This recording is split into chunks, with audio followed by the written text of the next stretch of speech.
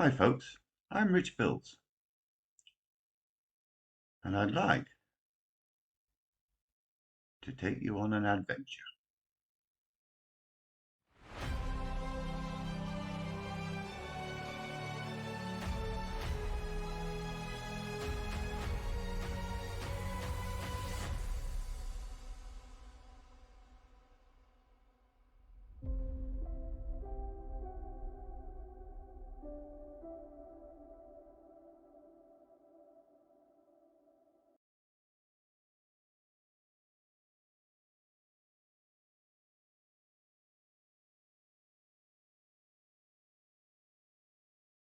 Hi folks, and welcome to my first devlog as I build a first-person immersive sim in Godot 4. In this episode, I'll be setting up some ground rules and core systems for the game, with the ultimate goal of being able to have a playable first-person controller at the end of it. But first off, this is not going to be a beginner's tutorial. I won't be walking you through downloading Godot and setting up your project. If you do plan to follow along, and I'd be very happy to have you, you'll be expected to have some experience already of working with Godot or a similar game engine. That said, I'm not a guru, nor am I right about everything, and I make mistakes, and I swear.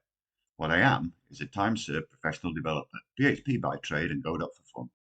I favour concepts like convention over configuration, design by contract, and the simplest thing that works. I use strongly typed code and use a lot of white space in verbose variable names.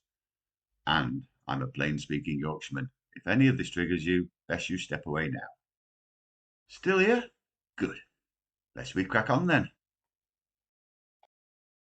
So, before I jump into any code, I quickly want to cover a few fundamental high-level architectural choices and the words that I use. Business software developers call this the domain language. What it is to us mere mortals is just a list of words we've all agreed to use when talking about something. When talking about the game world, and specifically the things in it, I'm broadly splitting everything into two categories. Stuff like the walls and floors, things that take up space but don't offer anything other than provide the player with something to stand on or bump into. I call this stuff terrain. And then there's everything else. These are the elements in the game that have some code attached to them that make them do something. Some devs call these actors, and I'm calling them entities. So, terrain forms the area the player will be in, and the entities are the things the player will interact with, including the player themselves. A wall that moves is an entity, just to clear up any confusion, and it needs to be simple to convert terrain into an entity if it turns out I do need a moving wall 6 months into development. So, here we are, finally in the editor. I've already brought in a bunch of assets that I've been collecting over the last few months as I've been throwing together some prototypes. Things like some audio sounds, fonts, materials. The materials is interesting. What I've done is picked a 32-bit colour from the low-spec website. This is the Fantasy palette, 32 colours. Just a nice range of colours that complement each other really nicely. And give you basically a basic shade and a highlight and a low light, or in a few cases a couple of highlights and a couple of low lights. But they all go together well, and it works for me. So anyway, so yeah, I've set up a bunch of materials that have got those colours in. I've also set up a palette in the colour picker that have got those colours, so I can refer back to them. Something's going wrong if I go outside of this palette. So I try and stick to it religiously. You'll see what I mean as I pull things together. I've also made a bunch of meshes for things as I've been practicing and learning stuff. They're all very low poly. I'm not a graphic artist. It's a constant frustration of mine. I'm trying to think of a good example. It's all very low. It's all very low poly, functional stuff. It's also built around a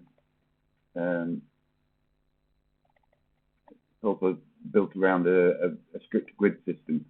When I come to assemble the rooms and things, you'll see how neatly things slot together. But for now, we won't worry about that. So outside of the assets folder, I've just set up some empty ones. Entities is going to where we store the stuff that does stuff. Terrain is where we store the stuff that doesn't do stuff. System is where we store the code that does stuff with the entities and the terrain and everything else. And test is a dumping ground for things that I'm just trying out from time to time that stop me cluttering up this core directory set, if you like. So with that in mind, let's start with terrain. It's the simplest of the objects and a good introduction of how I'm planning to build these things. Going back to our original description of what terrain is, it's a big lump of something, or a little lump of something, that is in the world that doesn't move. So Godot's got the perfect node for that, which is the static body 3D. So I'll create a new scene based around the static body 3D, call it a piece of terrain, and I'm going to save that, funnily enough, in my terrain directory. Every piece of terrain is going to need to be seen, so it needs a mesh instance, and it needs to occupy some space in the world and be unpintable. So give it a collision shape as well. I'm going to call that one mesh, and that one hitbox. So that's a piece of terrain. Now we've got this prototype of a piece of terrain, we can now instance that and create a new piece of terrain, and I'm going to start with the floor. Floor is a very simple mesh. Everything I'm building is going to be built on the same grid system. So you'll see me putting in some numbers here that are just align things into a grid. And we need a hitbox for that, which is exactly the same shape.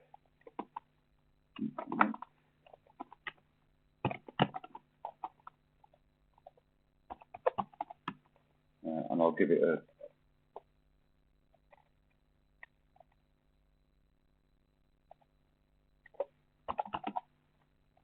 type blue texture, and we'll sort of save that in a new folder under terrain called floors, because there will be many other kinds of floors. And now we can go about creating a world to adventure in. So I'm going to start a new 3D scene, which is a test map. In fact, we'll call it movement test map. And I'm going to save that in a test folder. And in there, I'm going to pull in a piece of cloth.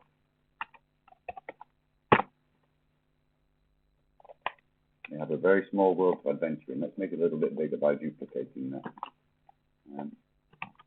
Because I've put them all on the same grid, it makes lining stuff up so much easier.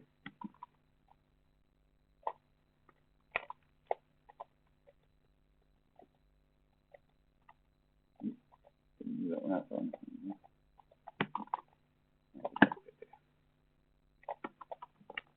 So there's our world. I can tell you're impressed. Before I forget, I'm going to add a sun to this scene and an environment. Now those will do for now, just the default environments. Right, let's make our first entity, and that's going to be the player. As I said before, player is an entity, so let's create a new directory under entities to store our player-related stuff in. And we'll create a new scene based around a character body 2D. That's what we'll call player. And save that in our new player directory. And we'll give this one a script called player 2.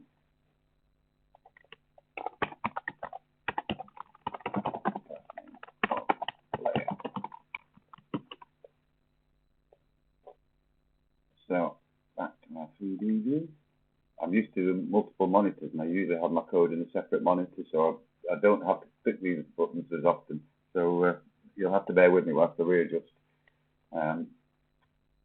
The character body needs to occupy some space, so we'll give it a collision shape.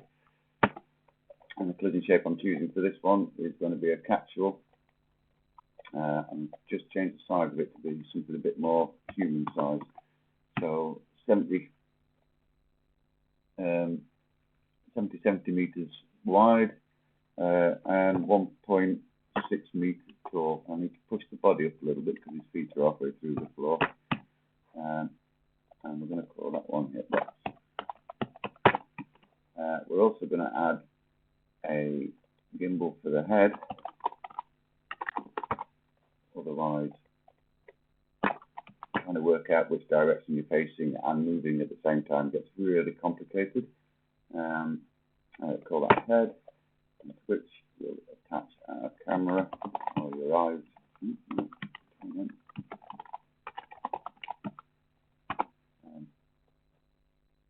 And that needs to be at 4 meters. 2 meter high. Most people just default to a 2 meter tall body. It makes you much too tall. And from there, we're going to add a ray cast.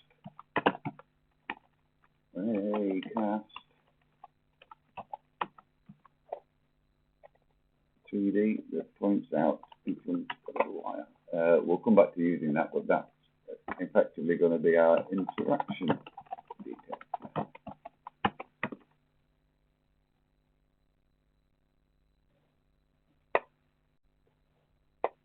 And I think that's enough to be getting on with for now. So let's go back to the movement test match. And now we have to think about one step out from a map is going to be the game. So I'm going to create a brand new node of type node. This is our game node.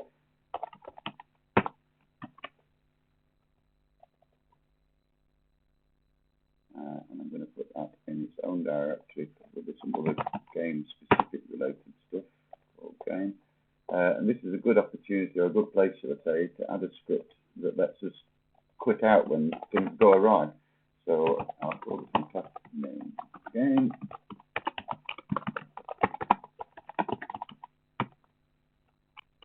Not ready. Input even. So it's the event.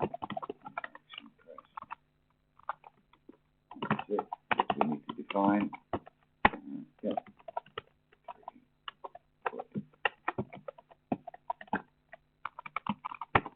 So whilst I'm here doing that, I'll just set up some input maps. So I like to set up a few standard ones for myself. One is that exit. Another one is debug, which I'll use to pop up a debug window should I need it. And also a restart, which just restarts whatever scene you've got up running at the moment. And then there's going to be a few basic movements, which is forward, back, left, right. Nice to have a jump, a sprint, and a crouch.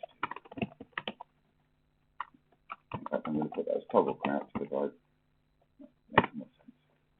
And we'll just set those up. So I use escape for my exit, tilde for debug, F5 for restart, and for moving.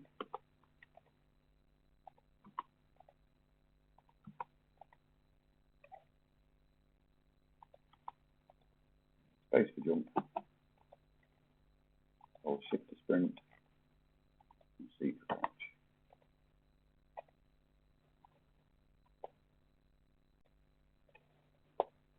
Let's add the test map and drop the player on it.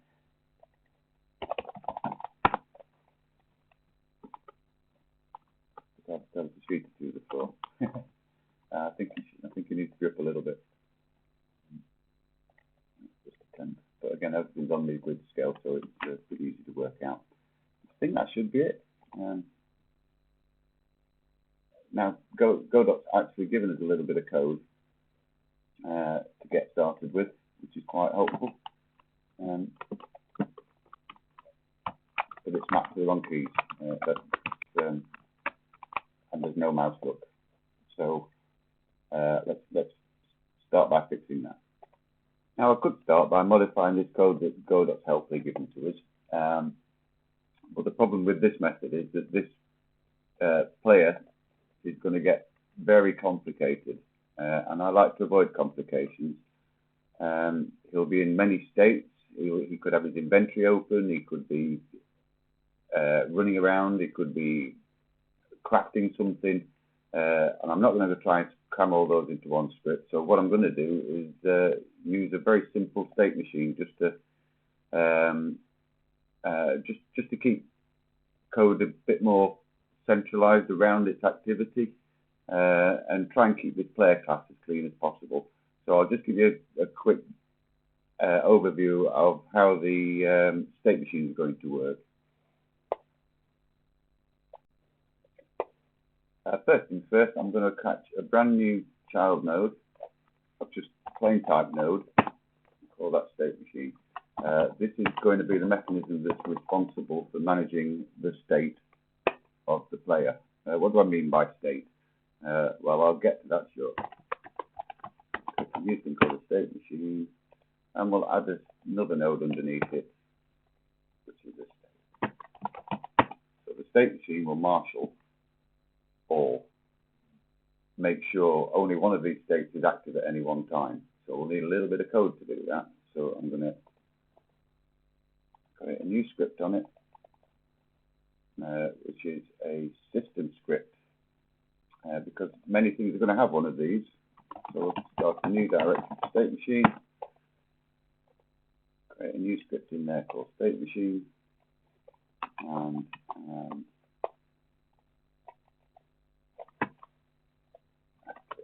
state machine. So the idea for a state machine is that only one of its states underneath it will be active at any one time. So we need a way to manage that, and to do that we'll need to keep a track of whichever node is the current node, current state. But it doesn't know what a state is, so let's go make a state. So I'm going to now attach another script to this one in the same directory as state machine, called state. And this is the code that's going to be responsible for doing a lot of the heavy lifting of keeping things as simple as possible. So for instance, I'll just give that one a quick class name and get rid of that. So the idea is, again, there could be many of these states under here, each one responsible for dealing with the character, the player, in one of his various states. So we need a way to be able, for the state machine, to pick one. So the way we go around that is we keep track of the current state, and then in the ready function, the first thing we do is run through all the children and tell them to go to sleep. So now every single state on here isn't listening for any inputs, it's not taking part in any of the process cycle, they're all asleep. And then right at the end of it, we change state to whichever one's at the top, the first state. And how do we change state?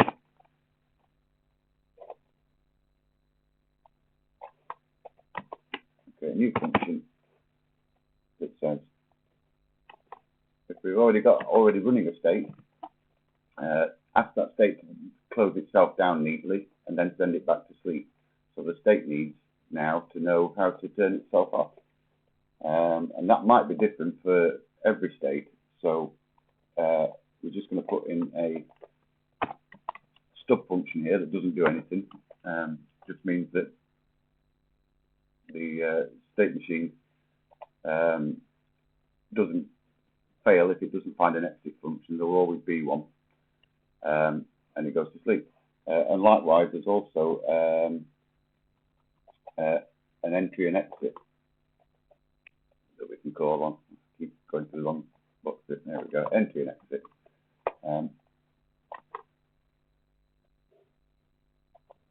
Machine. Great machine. So first thing it does is work out if we've got a current state already, and if we don't to start with. So this bit of code will get ignored to start with, but the next time we try and change state, there will be a state, so it'll tell that state to go to sleep nicely. So once it's told that previous state to go to sleep nicely, we set the new current state to the new state that we want to. We ask the state to start up nicely, and then we wake it up. In fact, that might be better the other way around. I don't think it matters ultimately. So that's literally a basic state machine. Well, how's that possibly going to work? So again, if we go back to the player, whichever state is in, only one of them will be active, usually the first one at the start, and then if something happens to change the state will call change state on the state machine, which will send itself to sleep, or the state machine will then send this one to sleep, and then wake up the next state, which now is the one that's listening to inputs and things.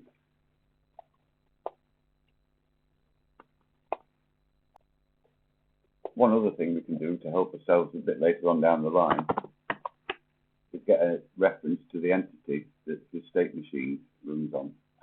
Entity. I haven't told it what an entity is. Well, we know the player is an entity, so let's give him a script. Oops, I gave him a script. So he's now going to extend entity, and we'll create a base class called entity. Class name.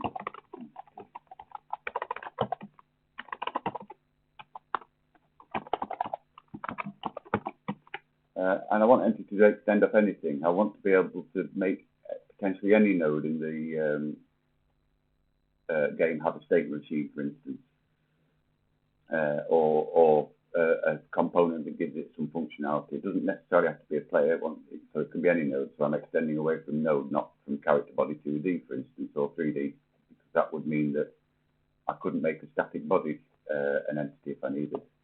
So that's the lowest common denominator. So back to state machine. So now, while we're in the state machine, we can get a reference to the parent as its entity part, so we can ask it entity questions. If we needed to ask it character body questions, what we have to do is create another variable called body, and you'll see I use this pattern in a lot of places, which is the character body, which gets the parent. And this is that design by contract thing that I was talking about, or how I implement it in Godot. So what I'm effectively saying here is that a state machine must always be a child of an entity, which it is. There's the state machine and there's the entity. And likewise in state, we can enforce that with the relationship between a state and a state machine with a contract as well. So we can do that with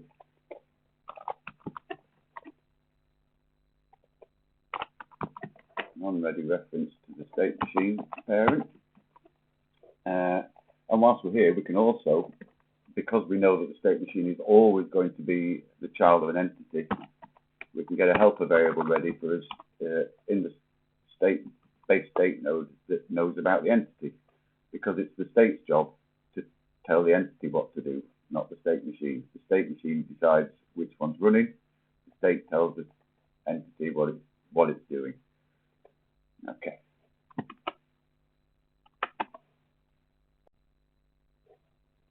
Another helper function that we can add to state is an activate.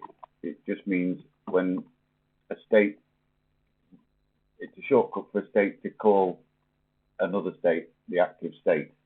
Of course, that still goes through change state through the state machine. So it will still be put to sleep, and the right child will be put up. It's just a bit of a shortcut in code later on. It makes your code actually a little bit more readable. I'm also going to add a bit more white space around this.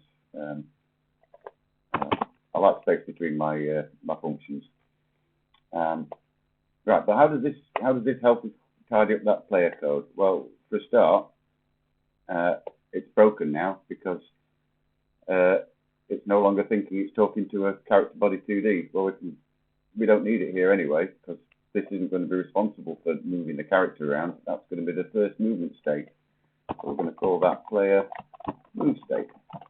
And this is this chunk of code that will be active while ever the character's running around jumping. So we can take all that code that's responsible for moving. In fact, I didn't get it all. Take all that code that's responsible for moving and create extend this script, which I'm going to keep inside the player's script directory because this is unique to the player. So I'm going to create that one, call it the player move state. And now I can literally just paste that code in there. It will still not work because it still doesn't know about the character body. But as you remember from before, we get a reference to that with the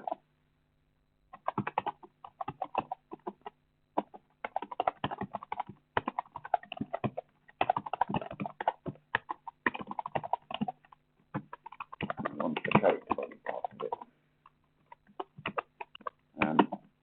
Just make sure that whenever I'm referring to the body, I get type safe auto completion and type safe code.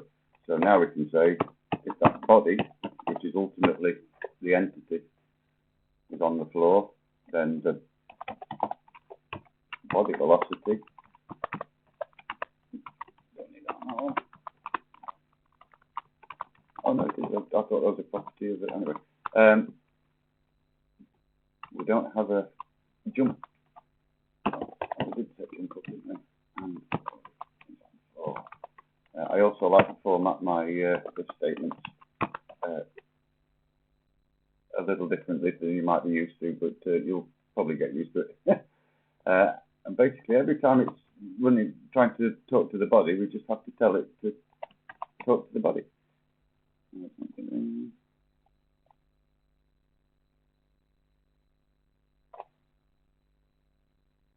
Oh no.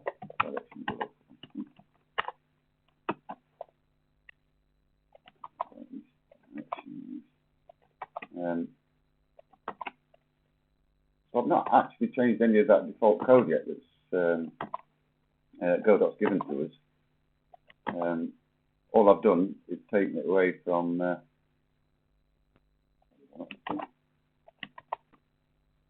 this player section.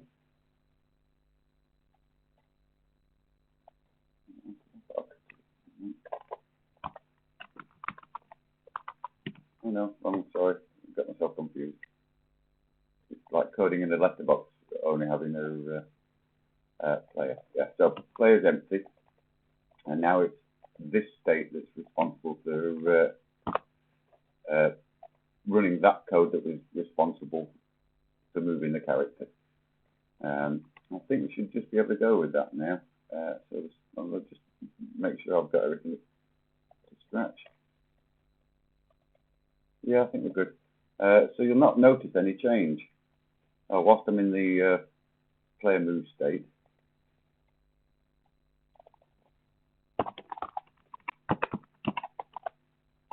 I'll just map those to the controls that I set up earlier.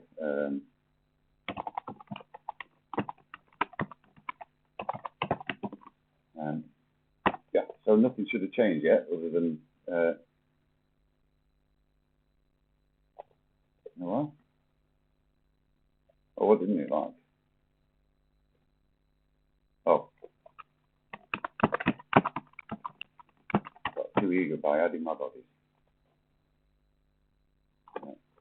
No, didn't like that. No. Again, I've added my bodies in the wrong place. Yeah, so there we go. We can jump to and exit out of it. But I'm not really going to use this code. I was just showing you how I'd managed to take all that code out of there and move it into there. But the ultimate goal of this is to make sure that the state machine is responsible for which code is in control of the character at any one time, or the entity. It doesn't have to be a player. Yeah. So right. Let's first think about mouse look. I'm going to start by simplifying this physics process function a little bit. So this section of code here is all about ultimately working out what the body velocity is and then moving it. So what I plan to do is create a function called determine velocity use the delta, and then I'm just going to turn that into determine velocity. Pass in delta.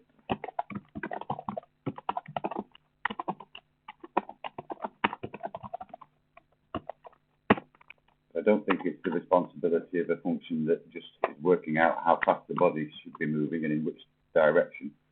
It shouldn't be a responsibility to remove it, so that should go back into the physics process. White space. And again, I've not changed anything there yet. Still just doing the same thing. But it now means I can do this. I can now determine direction. And I don't think I need the delta for that. So let's put in a function for determining direction.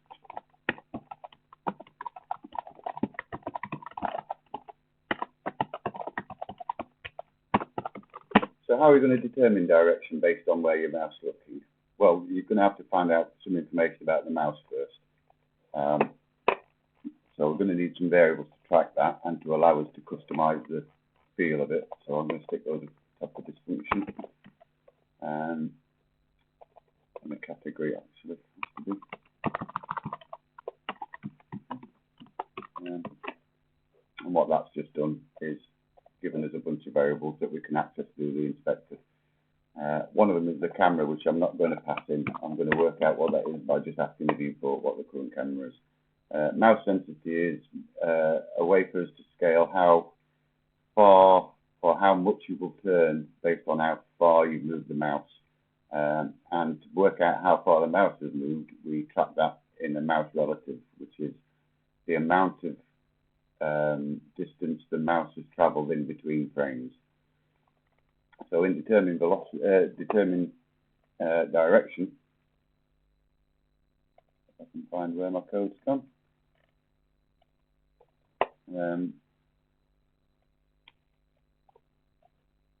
We first need to determine whether or not the mouse has moved. So we need to populate this mouse relative with how far distance the mouse has travelled, and we can do that by tracking that in the input event for a mouse move. So we give ourselves an input event.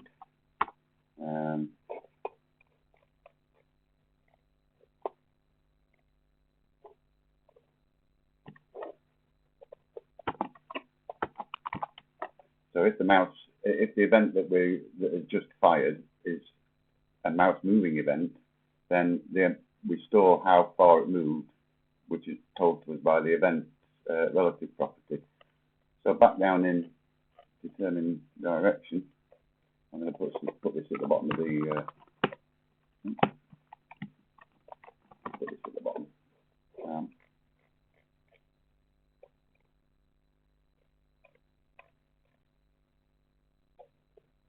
So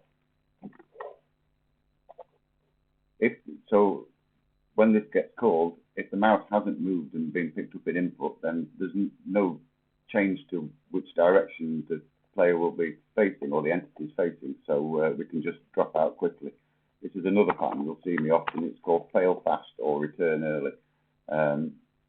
It avoids lots of nested if statements, because the alternative to this would be if mouse relative, then do a bunch of stuff, but it'll all be indented. And then if something else happens down here, that's going to be coming in next, and it'll eventually fall off the end of the screen. This is a return early, which drops you out. And the idea is that you want to be exiting as soon as you can, because the further down the function you go, the more processing time it's taking. So if you can get all your quick decisions done at the top of these functions, you'll end up with quicker code. So now we've got this mouse rotation. We can convert that into a rotation velocity that we're going to apply to the character body, and we have to scale that again, like I mentioned, by multiplying that with the mouse sensitivity. So what mouse relative is a vector 2, so it's two numbers that represent a force or a direction or a point in space. It's up to us what it represents. It's based on its context. And in this context, mouse relative is two numbers that tell you along X and Y how far the mouse has moved. And we can do some vector multiplication here, which multiplies both of those numbers by that sensitivity, effectively scaling them. So now we've got a rotation amount, we can apply that to the camera. But if you remember early on, I took the reference out to the camera. So in the onReady event, which we haven't built yet, I'm quickly going to get a reference to, we still need a variable to put the camera in, or a reference to the camera. But we can set that once in the camera. The viewport, current camera. So now we've got the current camera, we can rotate it by that rotational velocity in the, how to describe it, in the, it's left and right, so it's returning left and right. And we can also do up and down with the camera motion by, but I'm clamping that to make sure that you don't look up too far and look like you're breaking your neck, or look down and see that you don't have any feet.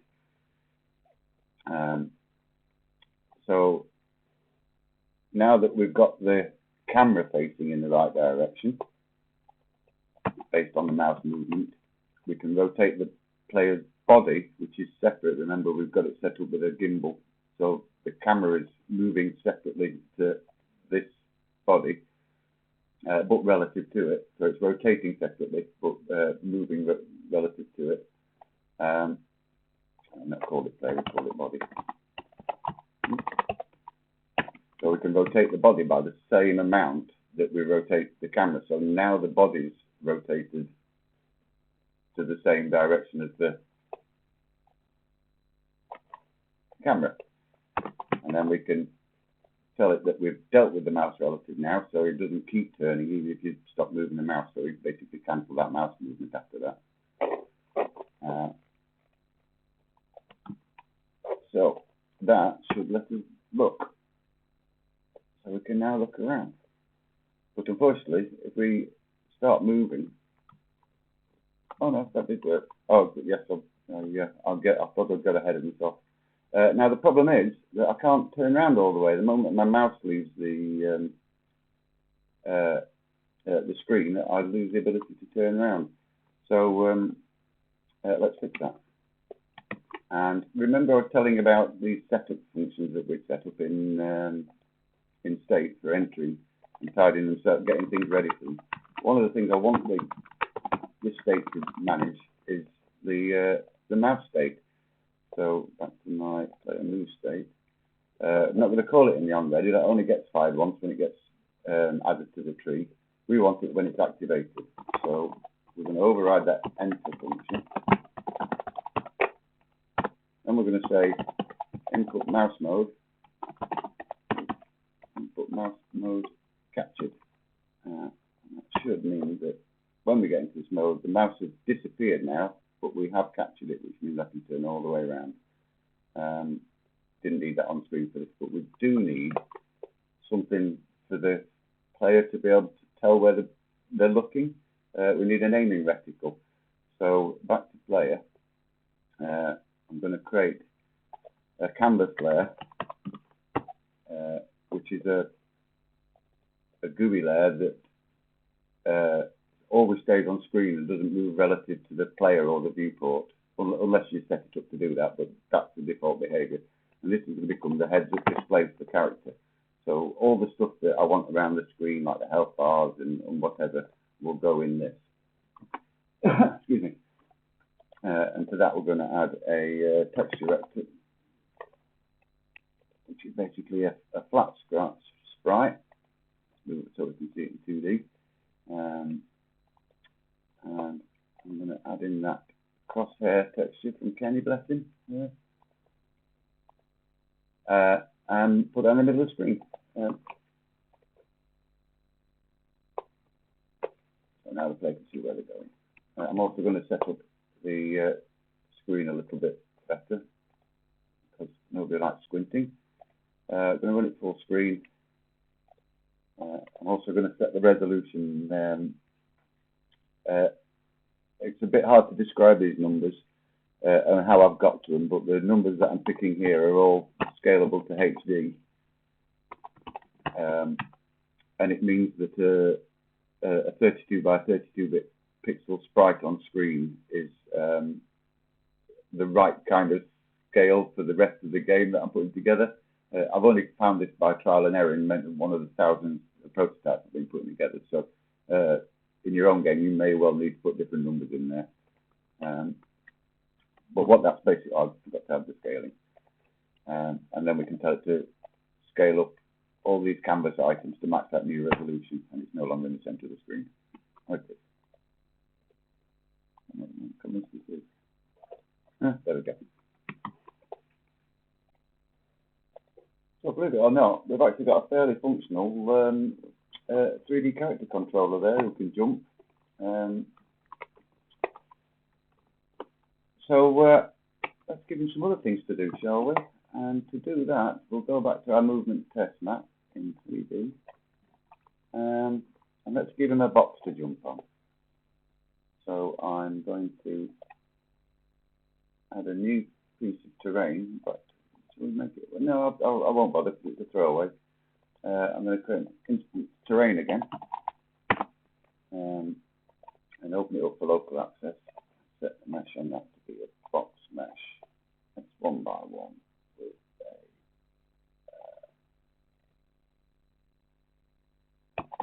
a texture on.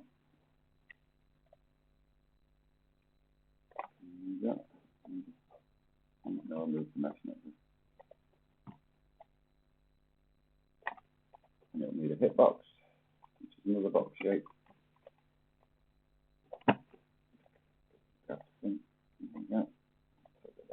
Doing that. So now there's a box. In fact, give us a couple of them. In fact, I'll make something we can practice crouching under as well.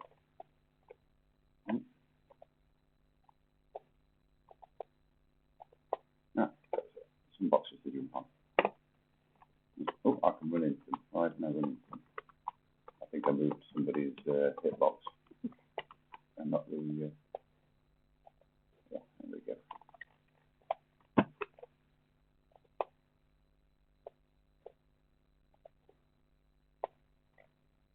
I moved the thing, not the, yeah, I moved it.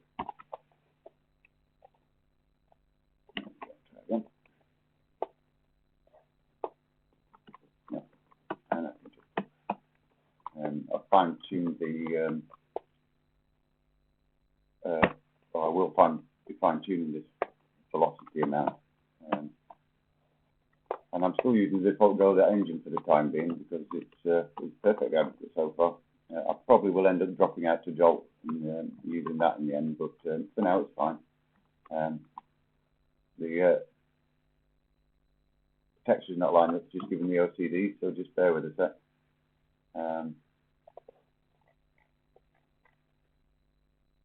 Make this unique so I don't mess up any of the ground textures.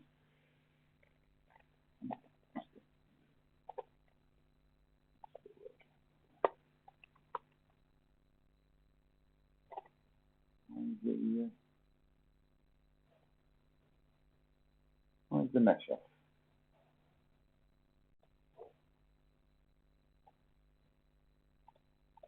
Oh, it's because I'm not set it as, oh no, I set it as world track lane, that was the problem. Right, there you go.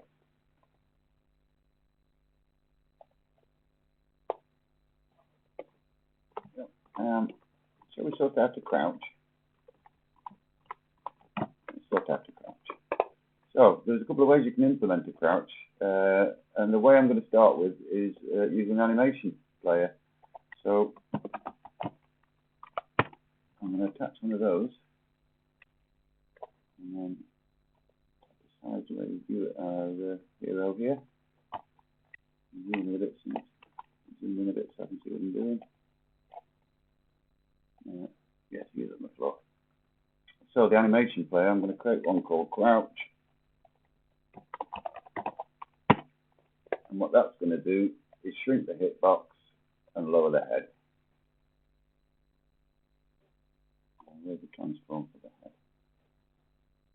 Right, that camera's in the wrong place. I'm going to set that to nothing and move the head. There we go. Yeah, so the animation wants to track the hitbox position, its rotation and scale and position. So I'll just create tracks for those. Scale. Oh no, I'm tracking the wrong things. Try again. It wants to be tracking radius, not radius. Height and position. I'm getting confused with the way that this toolbox shape scale, and we want to track the head position. Okay, and by the end of this animation, I want the hitbox height to be half of that. And this is what I was saying about the scaling, its position changes as well. So I want that to be down there, and I want the head to be down there. So we'll capture that position. Hitbox height. And so now it should stand up. Why has it not moved? Oh, I didn't get a position.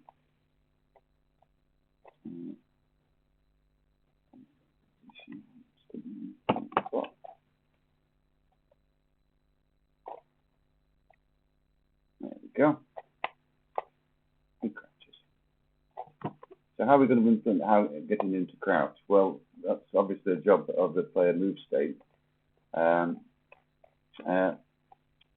So we need to be able to determine which of the states he's in, whether he's standing or crouching. So to do that, I'm going to create an enum that makes my code a little bit easier to read, and some variables to track stance.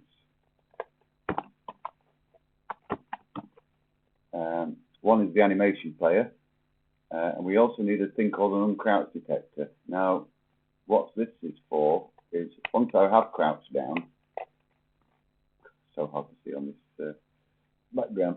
Let me just put no, leave it for now. Leave it now. Yeah. So when he stands back up again, there are going to be places like under a beam or something, like under that box that we just put together, where he shouldn't be able to stand up. So we need somewhere detecting if there's anything above him. I'll say him, it. And we're going to do that with a shape detector, a shape cast, which is a bit similar to this ray cast, except it's a solid shape. And we're going to line that up with the top of the head, or where the top of the head should be. No, and make it the right shape. And we're going to use a sphere shape of the same size as the head.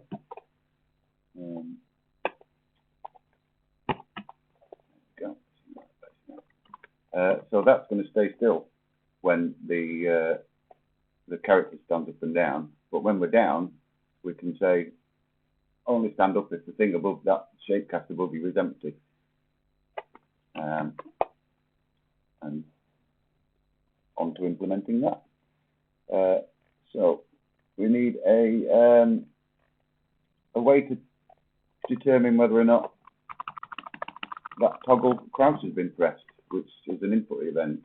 So back on the player move state, which is the thing that's tracking inputs for this player at this time, just add a block of code, a fair amount of code there with lots of some more screen space to work with.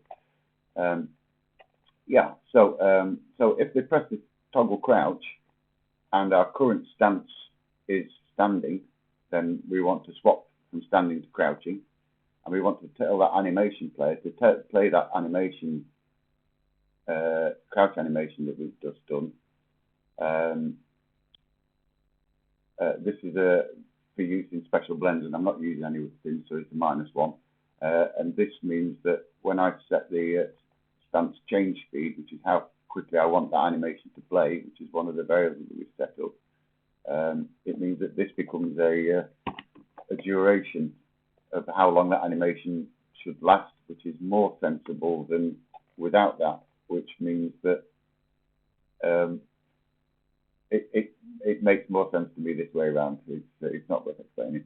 But getting back to the crouching thing, if the button that they did press was toggle crouch and we were already crouched, we ask the uncrouch detector if it's colliding with anything, and if it's not, then we can stand up. So we change our stance back to standing, and we play that crouch animation backwards. So so that's the stance speed played from the end. I think that might be enough, but we are going to have to set up a few things here first. So on the stance, I'm going to move that into a category as well for the stages.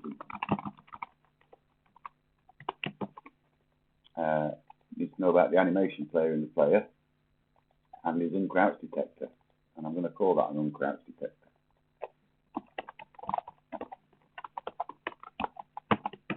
Just in case I put another shape cap in the player.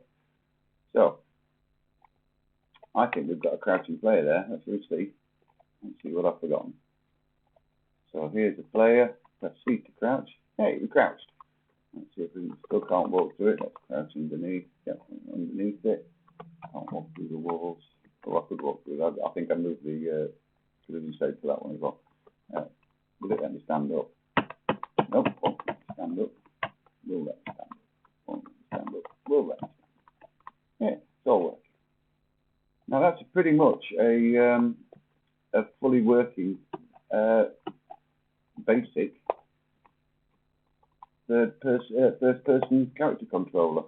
There's one more last thing I'd like to check, and that is, can we handle slopes? So bear with me whilst I go and set a few things up.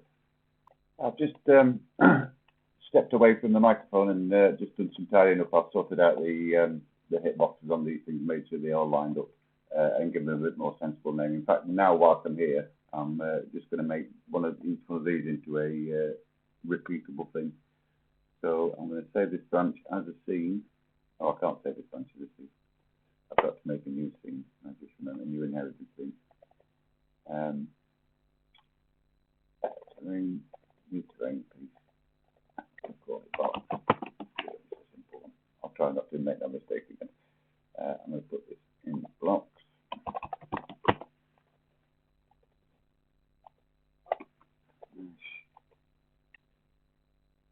New blocks.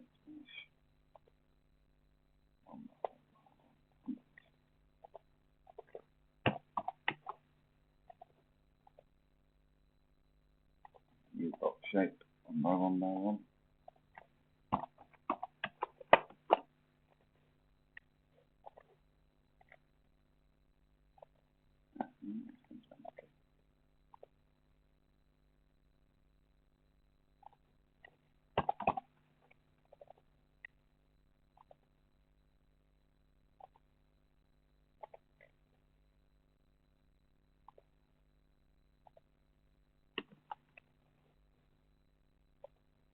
Back to the map.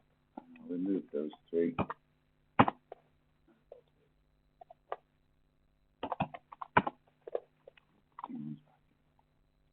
I'm going to try playing the thing again. My OCD will just have to suffer. So ramps. I'm going to do the same thing now as I just did there for the that block, but I'm going to turn it into I'm going to create a ramp instead. So back down to terrain. Create a new instance of that. Set the mesh to one of my slants. 2x3 one. Yeah, and set its material.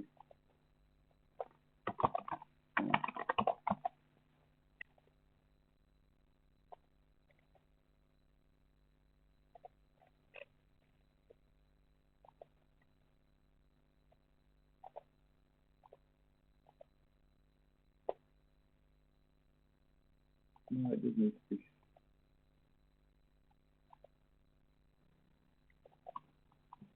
it off. Anyway.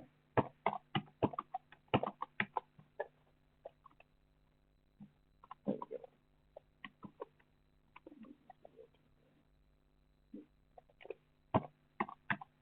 Just lining things up, sorry, my OCD has to suffer. And we need a hitbox for that. So I'm just going to use Godot to create one. I think that's the most accurate one. And the best way I've found of telling, working it out, is to just hide the mesh. That was about right. So I'm going to take that polygon shape we've just made, copy that, paste that into this. So it should have a slant. I'll mark directory.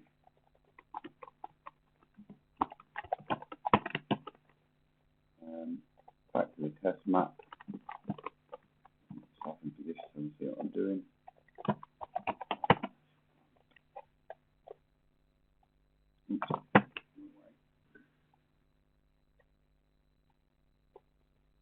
Right, can we climb up the plant? Yes. Plant. So that's quite a chunk of a parkour game right there. But I intend to do a fair bit more than that. Interactions for one.